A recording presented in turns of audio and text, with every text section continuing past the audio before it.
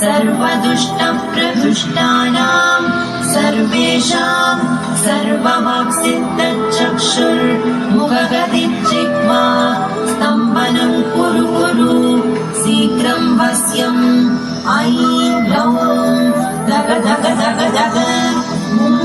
अस्त्राय पट ॐ ऐं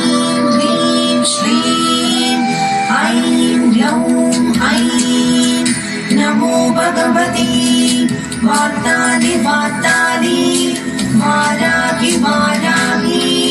वराहमुखि वराहमुखि अन्धे अन्धिनि